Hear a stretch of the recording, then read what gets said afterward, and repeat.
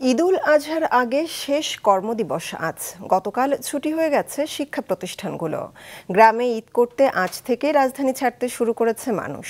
রেলের ঈদ যাত্রার দ্বিতীয় দিনে সকাল থেকে দুপুর পর্যন্ত ৩৫টি ট্রেন ঢাকা ছেড়েছে।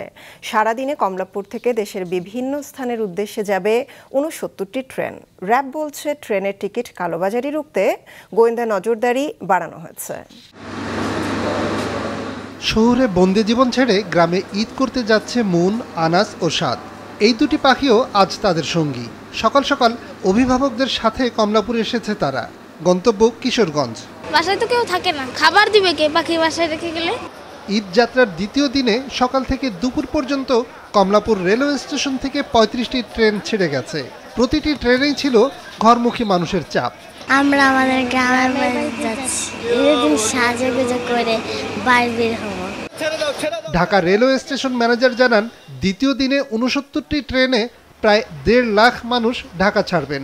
তিনি জানান, সম্ভাব্য যে কোনো পরিস্থিতির জন্য পরিকল্পনা নিয়েছে রেলওয়ে। বঙ্গবন্ধু সেতু পূর্ব স্টেশনে সেই সকল ব্যবস্থা রাখা হয়েছে, যদি কোনো ইঞ্জিন বিকল্প তাৎক্ষণিক যেন যাওয়া যায়। আমাদের ঢাকা লোকোশেড এখানেও ইঞ্জিন রেডি রাখা হয়েছে বিকল্প, এবং চালনা করুক যদি কোনো দুর্ঘটনা ঘটে সেক্ষেত্রে তাৎক্ষণিক যেন রেসপন্স করে যায়, উদ্ধার কাজ সম্পন্ন করা যায়। সেখানে আমাদের রিলিফ ট্রেনগুলো অর্থাৎ উদ্ধারকারী ট্রেনগুলো প্রস্তুত রাখা হয়েছে। ঈদযাত্রার নিরাপত্তা নিশ্চিত করতে নানা ব্যবস্থা নিয়েছে র্যাব। ঊর্ধ্বতন কর্মকর্তারা জানিয়েছেন, অজ্ঞান পার্টি ও মলম পার্টি এবং টিকিট কালোবাজারি রোধে বাড়ানো হয়েছে নজরদারি। টিকিট কালোবাজারি যে চক্র আছে তাদের বিরুদ্ধে আমাদের গোয়েন্দা নজরদারি অব্যাহত আছে, এবং এবছর আমরা আশা করছি যে এ ধরনের সেই অভিযোগগুলো আমাদের আর থাকবে না। শুধু রেলপথ নয়, রাজধানীর 3টি প্রধান টার্মিনাল থেকে দেশের বিভিন্ন জেলায় সকাল থেকেই ছুটছে বাস। মহাখালী থেকে বাড়তি ভাড়া নেওয়ার অভিযোগ জানিয়েছেন যাত্রীরা। অবশ্য টার্মিনাল পর্যবেক্ষণে যাওয়া বিআরটিএ চেয়ারম্যানের দাবি, এমন ঘটনা ঘটছে না।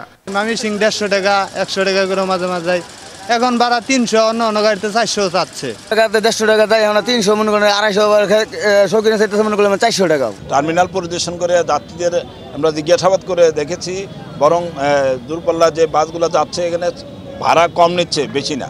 আজকে বিকাল থেকে পর চাপটা শুরু হওয়ার কথা, আমি দেখতেছি যে এখন সকাল থেকেই যাত্রীর চাপটা বেড়েছে। তো আমরা আশা করছি লম্বা ছুটি আছে, এবার তেমন যানজট পরিস্থিতি তৈরি হবে না। সরকারি চাকরিজীবী অধিকাংশই দুপুরের পর ঢাকা ছাড়তে শুরু করেছেন। বেসরকারি চাকরিজীবীরা সন্ধ্যায়, আর তৈরি পোশাক কারখানার শ্রমিকরা যাবেন গার্মেন্টস ছুটি হলে।